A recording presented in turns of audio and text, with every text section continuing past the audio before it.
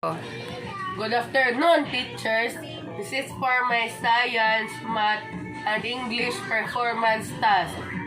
My topic is about the human reproductive system. The survival of human species is also based on our capability to reproduce. The reproductive system in both male and females consists of parts that produce the gamete and sex hormones. The male reproductive system. The male reproductive system consists of 10 parts. The 10 parts are erectile tissue, urethra, penis, scrotum, testis, epididymis, vas deferens, semina vesica, and prostate gland. First is vas deferens, a long tube where the cell passes through during ejaculation. Testes, the singular is testes, are the oval-shaped structures found inside an external sac called the scrotum. The scrotum makes sure that the testes are suspended in the body and maintains a slightly lower temperature needed for the healthy production of sperm. Epididymis, a coiled tube lying atop the testes where the sperm is stored and becomes matured until the time it leaves the body. Penis is the external genital organ of males used for discharging the urine as well as for depositing the semen into the female reproductive organ. Semina vesica, each of a pair of glands which open into the vas deferens near to its junctions with the urethra and secrete many of the components of semen. Urethra. The urethra is a tube that drains urine from the bladder out of the body. In men, the urethra is about 8 inches or 20 centimeters long, ending at the tip of the penis. Erectile tissue is tissue in the body with numerous vascular phases or cavernous tissue that may become engorged with blood. Prostate gland, a gland surrounding the neck of the bladder in male mammals and releasing prostatic fluid.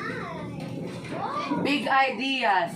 The male reproductive system is responsible for producing the sperm needed for reproduction. Male reproductive system, comparing the size of male reproductive system in kids and teens. Go. The normal length of a newborn boy's penis is 1.1 to 1.6 inches. The measurement around a newborn boy's penis circumference is normally 0.35 to 0.5 inches. Teens. For many, at age 16, that's an average flaccid length about 3.75 inches and an average erect length between 5 and 7 inches. At age 17, it is 3.9 to 6.3 inches. At age 18, it is 4.3 to 6.7 inches. The adult. According to research, the average flaccid pendulous penis is 9.16 cm or 3.61 inches in length. The average erect penis is 13.12 centimeters to 5.16 inches long. The corresponding girth measurements are 99.31 centimeters or 3.66 inches for a flaccid penis and 11.66 centimeter or 4.59 inches for an erect one. The female reproductive system. The female reproductive system consists of 5 parts that are cervix, vagina, ovary, fallopian tube, and utera. Ovary. Ovary is an organ found in the female reproductive system that produces an ovum. When released, this travels down the fallopian tube into the uterus, where it may become fertilized by a sperm. There is an ovary, from Latin ovarium, egg nut, found on each side of the body. Cervix. Cervix is the lower portion of the uterus, an organ of the female reproductive tract. It connects the vagina with the main body of the uterus, acting as a gateway between them. Fallopian tube. Either of a pair of tubes along which eggs travel from the ovaries to the uterus. Uterus is a hollow muscular organ located in the female pelvis between the bladder and rectum. The ovaries produce the eggs that travel through the fallopian tubes. Once the egg has left the ovary, it can be fertilized and implant itself in the lining of the uterus. Vagina. The muscular tube leading from the external genitals to the cervix of the uterus in women and most female mammals. Big idea. The female reproductive system is responsible for producing the egg cells used in the reproduction process.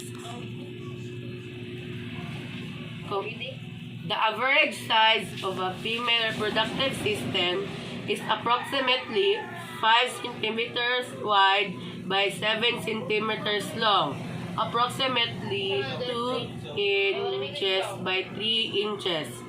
When a female is not pregnant, it has 3 sections. The actual size of an ovary depends on the woman's age and hormonal status. The ovaries covered by a modified peritoneum are approximately 3.5 centimeters in length during childbearing years and become much smaller and then atrophic once menopause occurs. Importance of human reproductive system.